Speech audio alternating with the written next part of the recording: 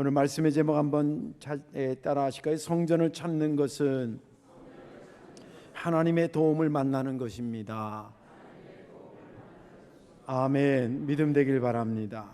오늘 설교 듣기 전에 이런 생각을 한번 해보십시오. 나는 마음이 힘들 때 어디를 자주 가나? 한번 생각해 보세요. 나는 마음이 힘들 때 어디를 자주 가나? 노래방. 오래전인데 제가 저쪽에서 목회할 때 어느 날 새벽에 그때 뭐 15명, 20명 우리 교인들이 그 정도 됐을 때 같습니다.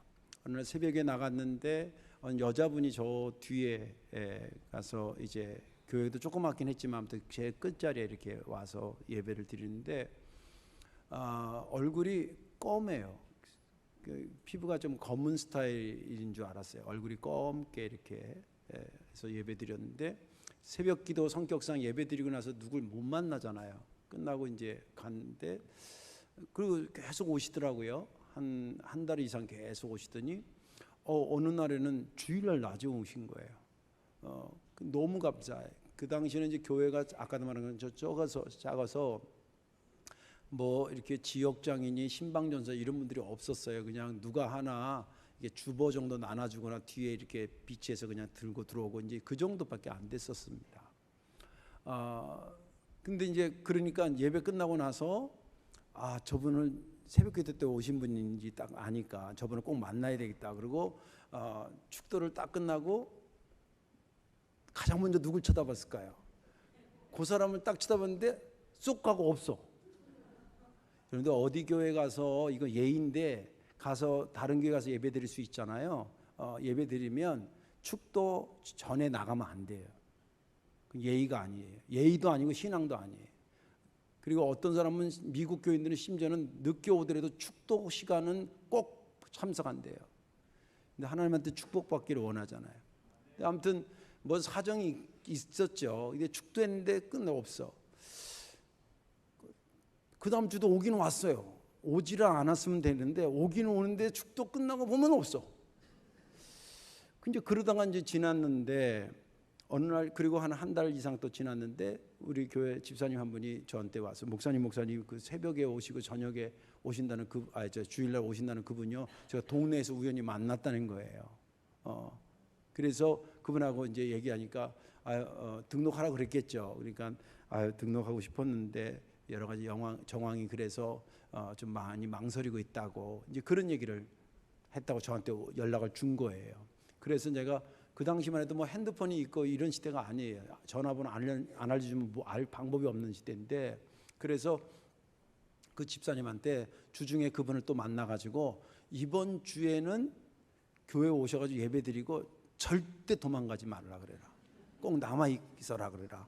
그리고 이제 축도를 딱 하고 나서 눈 뜨자마자 어딜 쳐다봤을까? 그분을 딱 봤는데 앉아 있더라고요. 그래야지 이제 교인들 가고 이제 그분하고 이렇게 얘기를 하니 그래서 처음 가까이서 본 거예요. 근데 가까이서 보니까 얼굴이 검은 사람이 아니야. 피부가 하얘요. 그래서 내가 얼른 처음에 제가 처음 몇 달 전에 우리 교회 와서 새벽 예배 드릴 때 그때 얼굴을 굉장히 검게 봤는데 자세히 보니까 얼굴이 검은 분이 아니시네요. 그러니까 그분이 하는 말이 그때 사실 목사님 제 속이요 새카맣게 타들어갈 때였습니다. 그런 거예요. 그러시냐고. 근데 제가 이제 새벽 기도를 쭉 오고 또 주일날 오고 이렇게 하면서 하나님이 저를 이렇게 찾고 예배하고 이렇게 하니까 그 문제가 완전히 해결된 건 아니래.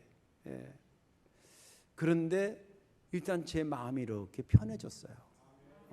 그래서 등록도 할까 뭐 이런 망설이고 있던 중에 어떻게 하나님이 연결시켜서 또 그분이 또 목사님한테 얘기했다 그러길래 제가 오늘 목사님을 뵌 겁니다. 그러더라고요.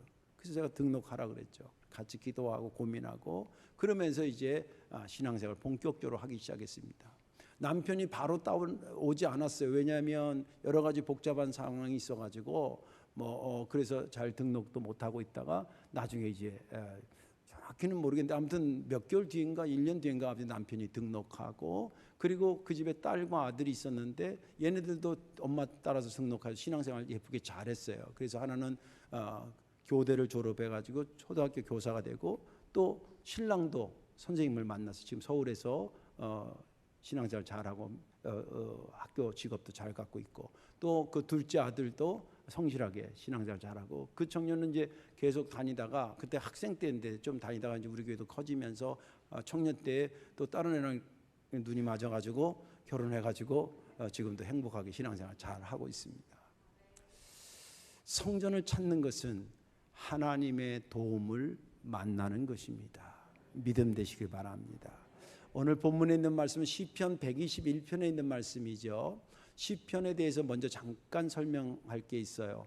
시편이 150편으로 구성되어 있는데 거기에 116편, 즉 한 80%의 시편에 1절이 시작되기 전에 위에 짤막하게 표제가 다 있어요. 거의 있어요. 거기서. 예, 오늘 지금 읽은 거는 성전에 올라가는 노래, 또 어떤 거는 다윗이 어떻게 해서 어떻게 했을 때에 지은 시, 또 어떤 박자로 하는 시, 뭐 이런 식으로 표제가 있어요. 근데 그 표제가 상당히 중요합니다. 이 시편을 지금 말하려고 할 때 내 상황이 어땠다라고 하는 것을 가르쳐 주는 거예요. 책으로 말하자면 책 제목과 목차와 관련된 거예요. 그걸 읽고 책을 들어가는 거잖아요. 그런 것처럼 아주 중요한 의미를 가지고 있습니다. 오늘 이 시편 120편에서 134편의 15편의 시편은 이것은 성전에 올라가면서 부르는 찬양의 시였어요. 이스라엘의 어떤 신앙적인 그 전통을 좀 이해하면 이해가 쉬운데, 이스라엘은 성전이 아시다시피 예루살렘 하나만 인정했어요.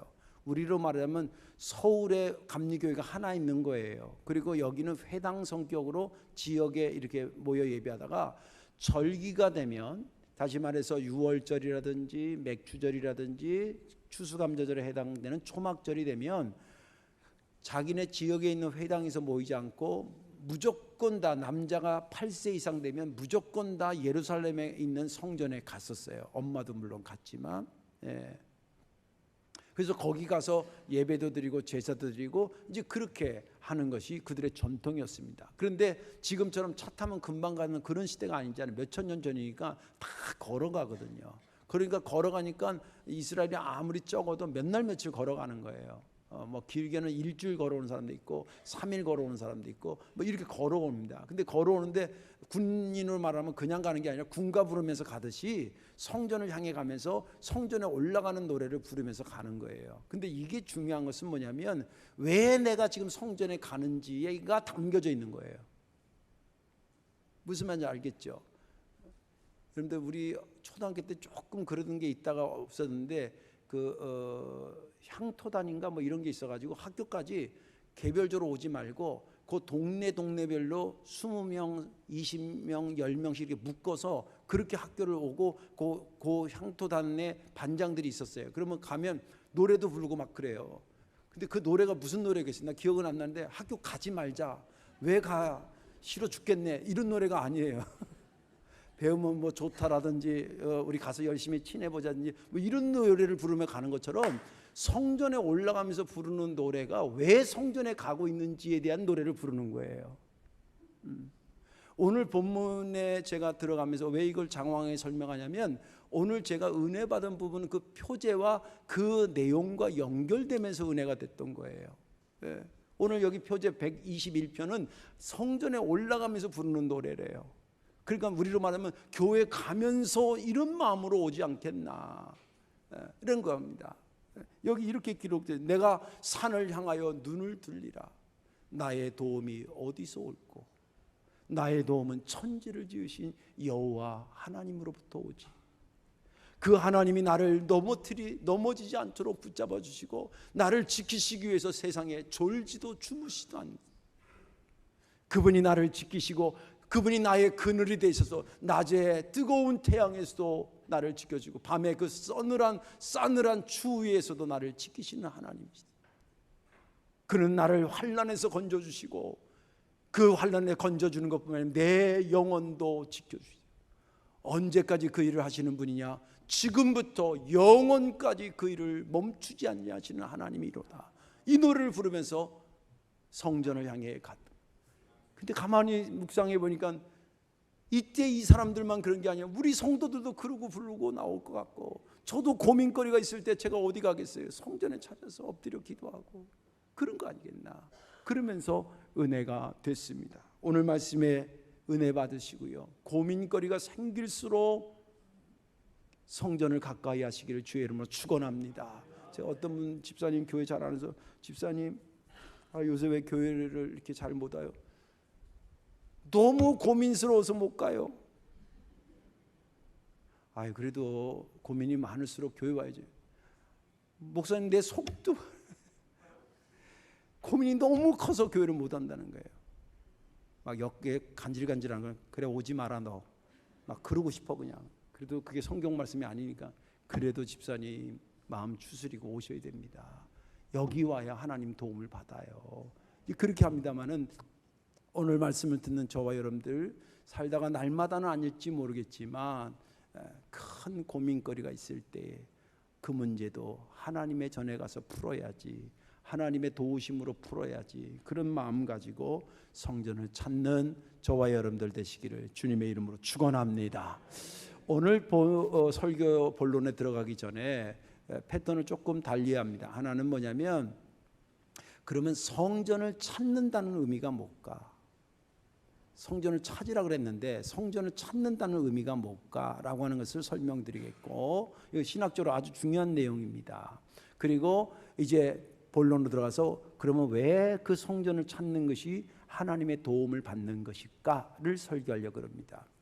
먼저 성전을 찾는다라고 하는 것이 뭔가를 생각해야 되는데, 그러면 성전이 뭔가를 먼저 좀 알아야 됩니다. 성전을 해석할 때는 유형적 성전 개념과 무형적 성전 개념을 동시에 해석해야 제대로 된 건강한 성전관을 갖게 됩니다.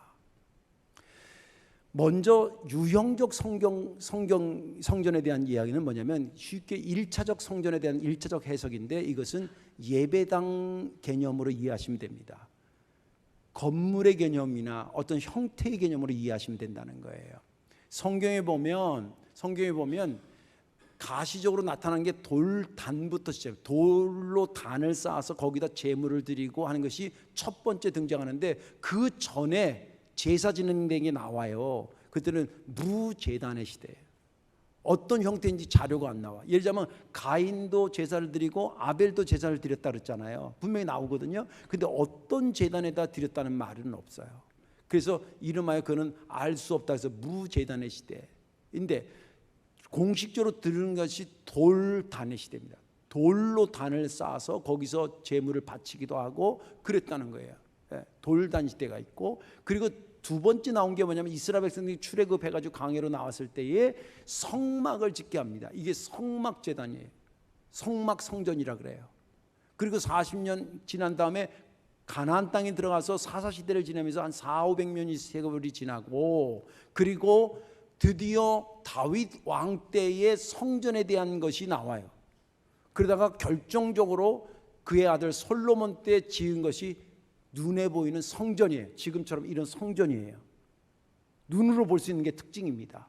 근데 이것도 세 차례에 걸쳐서 지어집니다. 하나는 맨 처음에는 솔로몬이 지었고요, 솔로몬 성전. 그리고 포로로 잡혀갔다 다시 와서 지은 수룹바벨의 중심을 된 성전은 수룹바벨 성전이라 그러고, 그리고 나서 한 400년 정도 지난 400~500년 지난 다음에, 그 다음에 헤롯 왕이 백성들의 인기를 끌기 위해서 자기가 지어줘요. 이 사람은 신앙이 있는 게 아니라 지어주는 걸 헤롯 성전이라고. 예수님이 태어났을 때의 성전은 헤롯 성전 때입니다. 근데 이 헤롯 성전이 예수님이 돌아가시고 한 40년 있다가 완전히 로마에 의해서 붕괴돼요. 지금도 붕괴된 상태, 없는 상태로 있는 거예요. 그리고 생긴 게 회당 같은 것입니다. 회당. 이런 게 유형적 성전의 개념입니다. 그때의 성전을 찾는다는 것은 그 건물로 가는 겁니다. 무슨 말인지 이해가 되시죠? 그 성막으로 가야 되고 그 성전으로 가는 겁니다. 그러다가 무형적 성전 개념이 시작됩니다. 이것은 예수님이 이 땅에 오셔서 말씀하시기를, 이 성전을 헐으라 내가 3일 만에 다시 세우리라는 것은 당신이 십자가에 죽으시고 3일 만에 부활하면서 만들 교회이니라 라고 성경은 말해주고 있습니다. 그래서 그것을 이름하여 무형적 성전 개념입니다. 이것은 눈에 보이지 않지만 성전의 완성된 모습을 담고 있습니다. 초대교회 때 여러분들 빌립보 교회라든지 데살로니가 교회 이런 데는 다 무영적 교회 시대였습니다. 성전을 지을 수가 없었습니다. 그래서 가정교회 형태인데, 가정교회 말이 가정교회지 가정이 보입니까? 어느 집에 모였다 또 저 집에 가고 교회는 안 보여요. 보이지 않는 그러나 교회가 있었던 거예요. 그걸 무형적 성전 시대라 그래요. 그러다가 이제 유형적 성전 시대와 무형적 성전 시대가 합쳐진 성전 시대가 열립니다. 그게 뭐냐면 AD 314년에 로마가 기독교를 국교로 하면서 이제 건물 성전을 짓도록 허락해 줍니다. 그래서 이때는 이제 건물로도 성전이 있고 그 속에 예수님께서 피값으로 세우신 그 의미로서의 성전도 함께 있는 겁니다. 지금 이 성도교회가 그런 패턴입니다. 이해가 되시죠? 그래서 이런 시대가 됐을 때 성전을 찾는다라고 하는 것은, 첫째는 나를 위해 죽으셨다 3일 만에 부활하신 예수님의 품에 안기는 게 성전을 찾는 거예요. 예. 그 다음에 구원받은 백성들이 있는 교회 공동체에 참여하는 게 교회를 찾는 거, 성전을 찾는 겁니다. 그리고 세 번째는 그 성도들의 눈물과 예수 그리스도의 피값으로 세우신 이 건물을 찾는 것도 이름하여 성전을 찾는 거라고 말하는 것입니다. 이 건물이 대단한 게 아니라 이 건물을 가능케 하신 예수님의 역사와 그런 것을 종합적으로 해서 해석해야 된다는 거예요.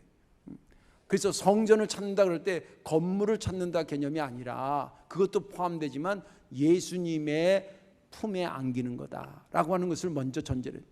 우리가 가장 이상적인 것은 예수님의 품에 안기면서 믿음의 공동체에 참여하면서 지어진 성전에 오는 거가 가장 이상적인 성전을 찾는 겁니다.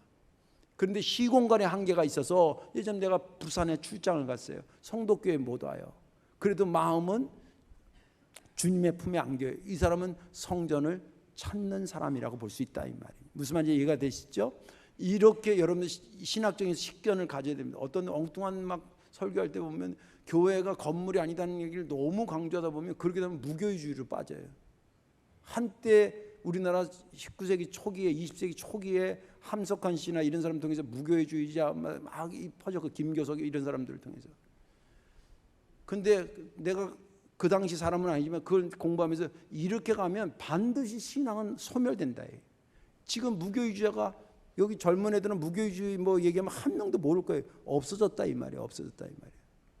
여러분들 우리 교회는 우리 시대만 있어야 될 교회가 아니에요. 쟤네들도 여기서 이제 장로도 나오고 여기서 집사님도 나오고 권사님도 나와야 될 그런 교회잖아요.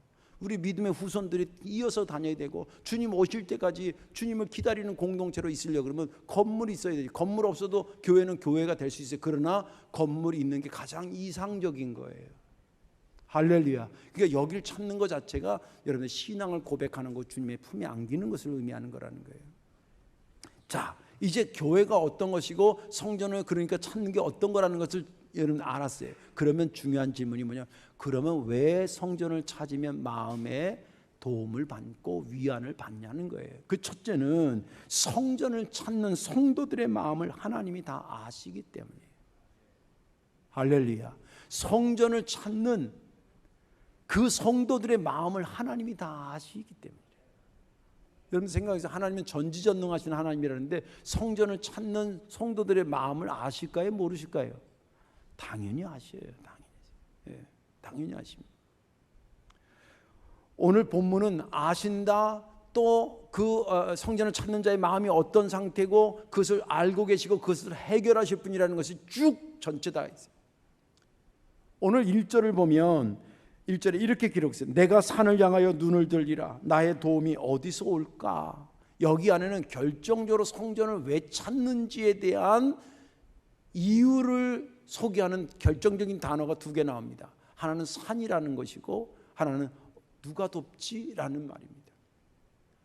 여러분들 우리가 생각하는 산의 개념, 나라마다 숫자라든지 단어에 대한 뉘앙스가 다르잖아요. 예전 우리에게 있어서 산 그러면 늘 가고 싶고, 저 강원도 설악산도 생각하고 문학산도 그렇고 운동 신선한 거 뭐 공기도 좋고 이런 생각하잖아요. 근데 이스라엘 백성들에게 산의 개념은 자기가 도저히 옮길 수 없는 큰 고민거리를 산으로 표현했어요. 그래서 여기 지금 여기 이렇게 1절에 내가 산을 향하여 눈을 들리라. 우리 같은 개념은 내가 산을 향하여 눈을 들리라. 와, 경치가 너무 멋있구나. 가고 싶구나. 이렇게 가야 돼, 문장이요. 그래 안 그래? 그죠? 근데 여기는 보니까 내가 산을 향하여 눈을 들리라 그러면서 갑자기 나의 도움이 어디서 올까? 이렇게 얘기해요. 이 산이 뭐예요? 고민거리예요. 여러분들, 예수님께서 너희들의 믿음이 겨자씨만하면 이 산을 들려서 바다에 던지더라도 빠질 거다, 이거는 문학산을 들어서 저쪽에서 빠진다, 그게 아니에요. 네가 해결할 수 없는 문제도 믿음 안에서 하나님이 해결해 주신다, 그런 거예요. 또 산이 변하여 평지가 되리라, 이 말도 고민거리가 하나님의 은혜 가운데 평지가 되고 해결된다, 그 뜻이에요. 그러니까 이 사람들이 성전을 올라가면서 성전만 생각하면서 오는 게 아니라 자기 큰 도저히 풀 수 없는 산도 보이는 거예요. 하나님, 제가 오늘 왜 왔는지 아시죠? 풀 수 없는 문제가 있어서 왔어요. 그때 그 산을 얘기하는 거예요. 그리고 또 두 번째는 뭐냐면 나의 도움이 어디서 올까? 이 말은 이 큰 고민을 누가 좀 해결해 줬으면 좋겠는데 이게 누가 해결해 주지? 이런 고민 가지고 온다는 거예요. 이런 고민으로 하나님의 성전을 찾을 때 하나님이 왜 왔는지 모르실까? 목사는 모를지 모르지만 하나님은 아시다. 오늘 그 이후에 성경 말씀은 뭐냐면 하나님이 그걸 아셔. 그리고 너를 반드시 도와주기에 합당하신 그런 분이야 라고 하는 것을 소개하고 있습니다. 2절에 이렇게 얘기하잖아요. 나의 도움은 천지를 지으신 여호와에게로서. 그렇지, 내 도움은 하나님으로부터 오는 거지. 그래서 내가 하나님의 성전에 올라가는 거지. 그러는 거예요. 그러면서 3절부터 8절까지는 도와줄 수 있는 준비가 다 되신 하나님을 소개해요. 하나님이 너를 실족하지 않게 하시고 너를 지키시려고 그분은 졸지도 주무시지도 않는데, 졸지도 주무시지도 않는데, 그리고 그분은 너희의 그늘이 돼서 철저하게 너를 괴롭히고 하는 것을 다 막아주신다는 거예요. 그거 언제까지나 한 번이냐 두 번이냐 1년이냐 2년 아니야, 지금부터 영원까지 그렇게 너를 지켜주셔. 그런 하나님이 너 오는 것을 모르겠냐는 거예요. 종합해서 보면 하나님의 돌보심은 완벽하고 철저한 것임을 우리가 알 수 있습니다. 부모가 자식을 사랑하는 것도 우리가 크다라고 느끼지만 그 사랑에 비해서 하나님이 베푸신 사랑과 돌보심은 상상할 수 없을 정도로 크고 위대하다는 것입니다. 이런 속마음을 훤히 아시는 하나님께서 그를 내치실 리가 없다는 거예요. 예수님께서도 사역하실 때에 혈류병으로 도저히 고칠 수 없어가지고 이 여인이 고민하다가 도저히 안 되니까 예수님의 옷깃을 잡습니다. 지나가는 예수님. 근데 그 당시에 사람들하고 막 몰려갈 때 뒷길 옷깃을 잡는 것은, 여자가 남자를 옷을 잡는 것은 아주 불경건죄에 해당돼서 돌에 맞아 죽었지. 그런데 예수님의 손을 잡습니다. 옷을 잡습니다. 그때 주님이 누가 왜 잡는지를 몰랐을까? 저는 알았을 거라고 합니다. 가던 길을 멈추고 그 여인을 지켜 세우고 그 여인을 칭찬합니다.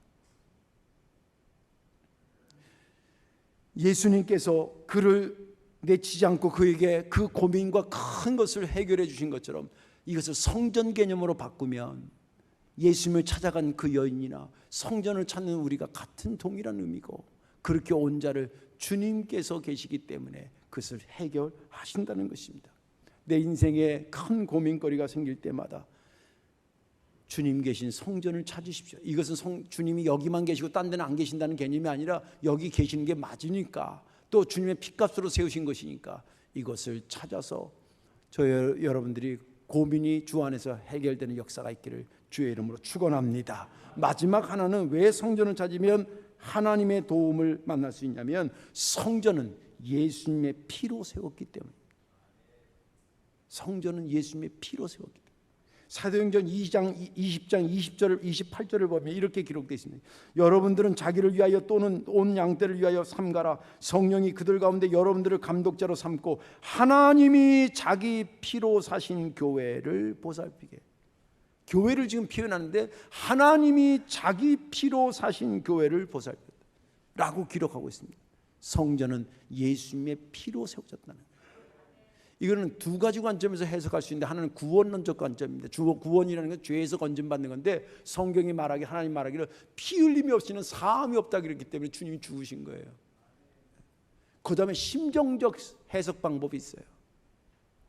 예수님이 피 흘리신 것을 내가 내 피를 쏟아서 세운 교회에 그 의미를 알고 오는 자들을 내치시겠냐는 거예요. 내 피로 이것을 세웠다라는 의미는 내가 너를 구원한다, 내가 너를 살린다, 내가 너를 사랑한다, 내가 너를 돌본다, 내가 너와 함께한다는 것을 함축적으로 해석할 수 있다는 거예요. 여러분들, 부성애도 있고 모성애도 있는데 제가 아무리 봐도 부성애는 모성애를 따라갈 수가 없어요. 이유는 뭐냐면 간단해요. 여자들이, 저는 아기 낳는 과정을 못 봤습니다만 통상 들으면 여자들이 자기 피를 쏟아서 자식을 낳는대. 자기 피를 쏟아서 자식을 낳으니 그 자식이 얼마나 예쁘겠어요. 좀 생각해 보세요.